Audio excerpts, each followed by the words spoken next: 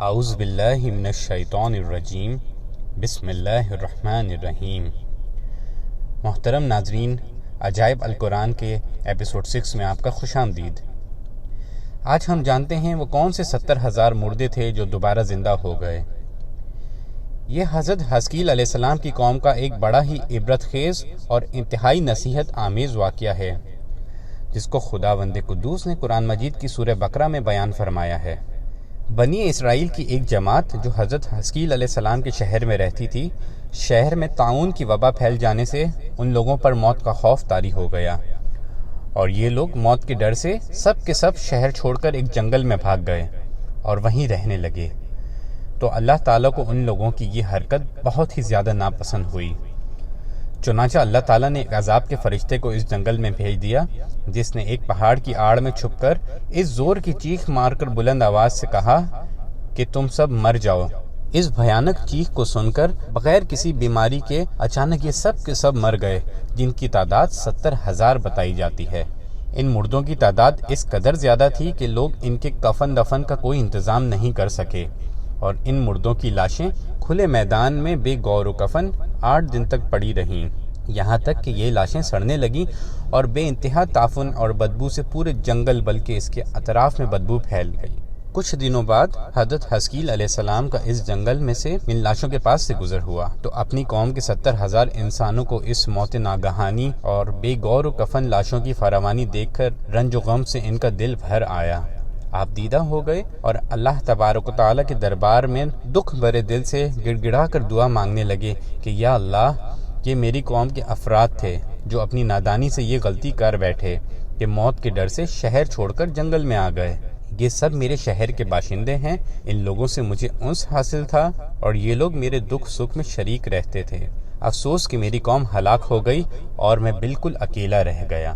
اے میرے رب، یہ وہ قوم تھی جو تیری حمد کرتی تھی اور تیری توحید کا اعلان کرتی تھی اور تیری کبریائی کا خطبہ پڑھتی تھی۔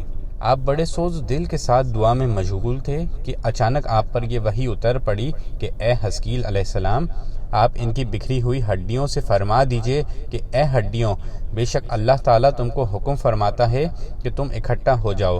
یہ سن کر بکھری ہوئی ہڈیوں میں حرکت پیدا ہوئی اور ہر آدمی کی ہڈیاں جمع ہو کر ہڈیوں کے ڈھانچے بن گئے، اور پھر یہ وحی آئی کہ اے حزقیل، آپ یہ فرما دیجئے کہ اے ہڈیوں، تم کو اللہ کا یہ حکم کہ تم گوشت پہن لو۔ یہ کلام سنتے ہی فوراً ہڈیوں کے ڈھانچوں پر گوشت پوش چڑھ گئے۔ پھر تیسری دفعہ یہ وحی نازل ہوئی کہ اے حزقیل، اب یہ کہہ دو کہ اے مردوں، خدا کے حکم سے تم سب اٹھ کھڑے ہو جاؤ۔ چنانچہ یہ فرما دیا تو آپ کی زبان سے یہ جملہ نکلتے ہی 70,000 لاشیں اٹھ کھڑی ہوئیں، اور ان سب کی زبان پر ایک ہی کلمہ تھا، سبحانک اللہم و بحمدک ولا الہ الا انت۔ پھر یہ سب لوگ جنگل سے روانہ ہو کر اپنے شہر میں آ کر دوبارہ آباد ہو گئے، اور یہ اپنی عمروں کی مدت بھر زندہ رہے۔ لیکن ان لوگوں پر اس موت کا اتنا نشان باقی رہ گیا کہ ان کے اور ان کی اولاد کے جسموں سے سڑی ہوئی لاش کی بدبو برابر آتی رہی، اور یہ لوگ جو بھی کپڑا پہنتے تھے وہ کفن کی صورت میں ہو جاتا تھا، اور قبر میں جس طرح کفن میلا ہو جاتا ہے، ایسا ہی میلا پن ان کے کپڑوں پر نمودار ہو جاتا تھا۔ چنانچہ یہ اثرات آج تک ان یہودیوں میں پائے جاتے ہیں جو ان لوگوں کی نسل سے باقی رہ گئے ہیں۔ یہ عجیب و غریب واقعہ قرآن مجید کی سورہ بقرہ میں خداوند قدوس نے اس طرح بیان فرمایا ہے۔ ترجمہ: اے محبوب، کیا آپ نے ان لوگوں کو نہیں دیکھا جو اپنے گھروں سے ہزاروں کی تعداد میں موت کے ڈر سے نکل بھاگے تھے؟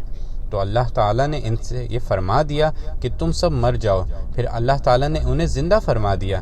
بے شک اللہ تعالیٰ لوگوں پر فضل کرنے والا ہے، مگر اکثر لوگ ناشکرے ہیں۔ ناظرین کرام، یہاں پر یہ بات بالکل کھل کے سمجھ لینی چاہیے کہ آدمی موت کے ڈر سے بھاگ کر اپنی جان نہیں بچا سکتا، لہٰذا موت سے بھاگنا بالکل ہی بیکار ہے۔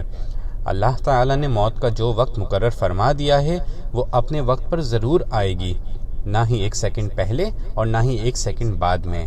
لہٰذا بندوں کو لازم ہے کہ رضائے الہی پر راضی رہ کر صابر و شاکر رہیں۔ محترم سامعین کرام، کیا آپ جانتے ہیں کہ وہ کون سے پیغمبر تھے جو 100 برس تک مردہ رہے اور پھر زندہ ہو گئے؟ اگر آپ جانتے ہیں تو کمنٹس میں ہمیں ان کا نام بتائیے، اور اگر آپ یہ دلچسپ معلومات حاصل کرنا چاہتے ہیں تو ہمارے ساتھ جڑے رہیے، ہمارے پیج کو سبسکرائب کیجیے تاکہ آپ کو تمام معلومات بر وقت مل سکیں۔ السلام علیکم ورحمۃ اللہ وبرکاتہ.